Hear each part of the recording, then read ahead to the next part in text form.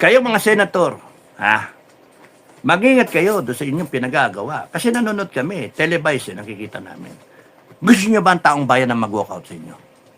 Gusto nyo ba kami ang mag-walkout sa inyo? Na hindi na kami makakausap, hindi na, wala na kayong quorum.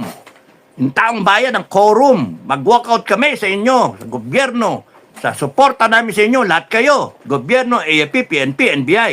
Gusto nyo kami mag-walkout sa inyo? Tanginan nyo, PI kayo. Yung kaasta-asta kayo dyan, kala nyo gagaling ninyo. Mga bopol naman kayo. May agenda kayo, kaya kayo ganyan. May agenda kayo, pre-planned. Alam mo, walkout, pinlano nyo yung walkout eh. Lalabas na kayo lahat para wala ng quorum, wala ng ano. Pero kala ninyo, meron namang jurisprudence, meron mga Supreme Court decisions. What is a quorum? And the 13 and even 12 can continue because there is the principle na the Senate will not be deprived to perform its function because the people have voted for them. Kung meron dyan mga tarantadong senador, hayaan nyo, mawawalan kayo ng chance na ipaglaban ang demokrasya ninyo, yung katwiran nyo, because kung nandun kayo sa session, objection, Your Honor, etc. Can I say, I want to rebut, Your Honor. O, nandun kayo, pagka-walkout kayo, wala na. Lahat sila, paano ngayon ang demokrasya? One-sided na. Tanga! Walkout kayo. Pagalingan yan sa rason. Kaya kailangan niya sana lahat ng senators natin and congressmen panay lawyer para marunong sa diskurso. Ewan ko, just a thought lang yon. Pero paano naman yung mababait na senator na hindi lawyer? Meron naman, di ba? Pero okay lang, let's have a standard. Let's have a standard. Gagawa ng batas tuloy, yan nangyayari, mas magastos. Bakit? Non-lawyer ako. Ano naintindihan ko? Now, may budget ako para kumuha ng tao. Legal staff. Mga tao ko. Kasi nag-hire tayo, naglagay tayo ng bopol. Walang alam, kulang sa qualification, experience, etc. Kung tayo ng talaga marunong, lawyer. Gagawa ng batas, nakaintindihan ng batas. At hindi lang basta-basta lawyer. Baka mamaya lawyer, ropor. Walang ginawa kundi mang bulakbol, mang babae, mang bilyar. Kuha tayo nung talagang lawyer na kalidad. No, yung de Campanilla na lawyer na. Kukuha ka ng sundalong kanin na senator. Kukuha ka ng isang senator na mahilig sa saba. Ang putya. Kaya nga, problema ang Pilipinas. Imagine, senator mo problema. Binoto ng tao. O di, problema natin yan Pinupok mo natin sarili natin. Ngayon, yung siyam na yon at yung dalawa, dahil 11, they're the ones causing the delay. Was it planned? Was it by design to delay everything so that will give them time para umabot sa tagulan? July 6, yung calendar ng impeachment. Asais. Wala na, baha na. Mag-people power kayo, baha na. Ako, sinasabi ko, problema itong mga to, hindi nag-isip. Pagka-revolusyon ang pinag-usapan, walang rain or shine sa isang revolusyon. Yan, hindi nag-iisip na naman itong mga to. Nasabi ko na sa inyo, Malacanang et al. Huwag ninyong mamaliitin ang kakayanan ng mga Pilipino. Pinupuno ninyo, pinupurga ninyo, bine-brain damage ninyo, no? Diarrhea of the mouth and the head. Pinipilit nyong gawing bobo, tanga. Huwag nyong puwersahin yung tao na mag-withdraw ng support sa inyo. Pagka nangyari yon, di nyo rain or shine yan. Yung revolution na yan. Rain or shine. Walang pipiliin yan. Ha? Sinasabi ko sa inyo kasi ang mga revolusyon ng mga dumaan ng araw, kahit taon eh. Inabot ang taon. Lahat ng season, inabot eh. Remember yung when Washington crossed the Delaware? Ha? It was freezing. And it was a gamble. And they won. No? Galing eh. So, may mga divine intervention, di ba? Kaya ito, kahit umuulan, pagka talagang hinog na hinog yung tao sa galit, dadating yun, lahat kayo, nagising kayo, sabay-sabay ang gising, galit na galit kayo. And then may tumayo. Yung sinasabi ko, iwasan ninyo na gumawa kayo ng isang accidental hero. My God, it could be just a corporal or a sergeant, a retired sergeant. Ang dami diyang retired sergeant, nagigil na. Gusto nang tumayo.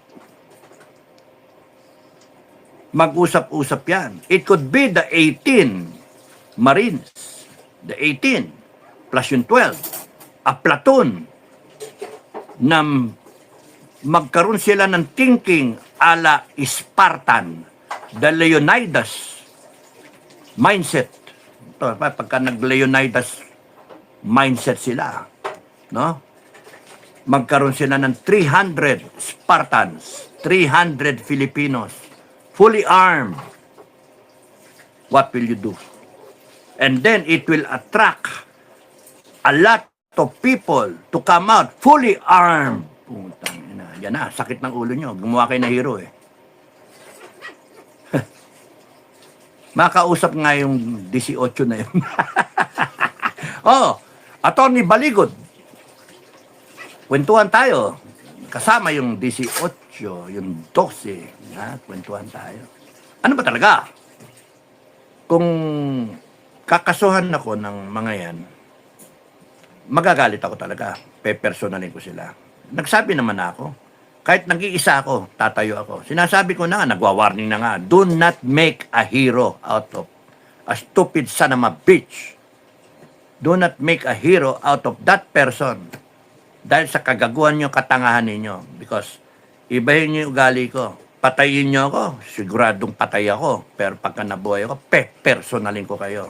I will make each and every one of you pay. Tangina, hindi nyo kilala, gago kayo. Umalis ako sa serbisyo kasi ayoko na eh. Pero yung ibinabalik ako doon sa sitwasyon na lilipunin ko kayong lahat, mga walang niya kayo sa mga magnanakaw kayo. Yariin ko kayong lahat. Putang ina, mga PI kayo. God is my witness. God is my protector. God is my deliverer. I will run after all of you. Tarantado kayo. Kaya, sige, kasuhan ako. Kasuhan nyo ako. Okay lang. Make a hero out of me. Kahit nag-iisa ako. Tatayo ako sa kalsada. Kasalanan nyo yan. Ang problema nyo pagka may sumunod sa akin. Pagka may sumunod sa akin na 5, 10, maging 100, maging 1,000, maging 5,000, 10,000, maging 20,000, maging 100,000, lahat yun armado, you have a problem. And I will not stop there. Pinersonal ko na kayo eh. Tangina ninyo. Kaya sinasabihan ko kayo eh, kung paano nyo lulusutan yung problema nyo ngayon. Good governance lang. Imbestigahan nyo yung tamang imbestigahan. Problema nyo kasi kawatang kayo eh. Kasama kayo sa sindikato. Meron naman kayong pag-asa eh. Bumaliktad kayo. Sumali kayo sa tao. Sabihin niyo yung totoo. Join the people. Clamor for change. War against corruption. Pero pagka you maintain yourselves na ganyan, tapos nung lalabanan nyo, lalabanan nyo pa yung taong bayan, tatawanan nyo pa ang taong bayan, na wala kayong pakundangan na gagawin nyo pa yung ginagawa nyo ngayon, doon nyo dinadala talaga. 3 lang yan. Civil war, A bloody revolution. French type revolution. Puti isipin nyo, kutsilyo, tubo, 2x2, molotov, mga tao, dala yun. Alam nila yan eh. Ang dami. Search nyo sa internet Puta. Tapos nun eh, paano nyo pipigilin yun? Galit na galit eh. Tapos magmamarcha sila. Anong gagawin yung mga nakaharang?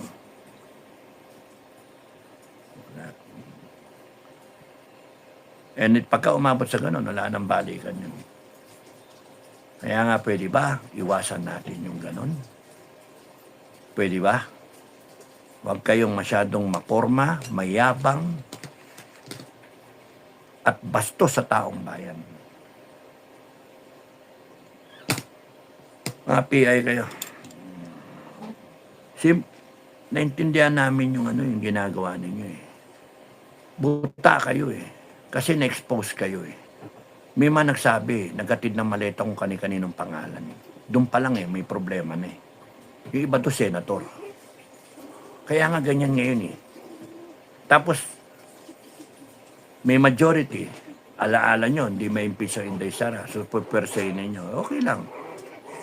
Pagka na-impeach si Inday Sara, tatanggapin ba yun ng tao? Dinadala nyo pa rin doon. Eh, paano kung di tanggapin ng tao?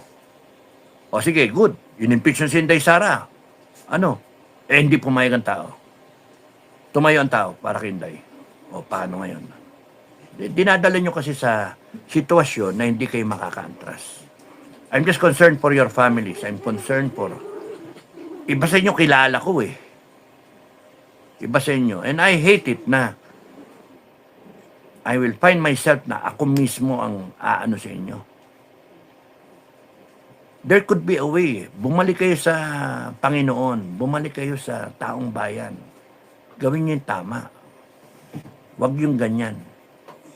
Lahat kayo, kilala niyo yung sarili niyo. Lahat kayo may offense sa Pilipino.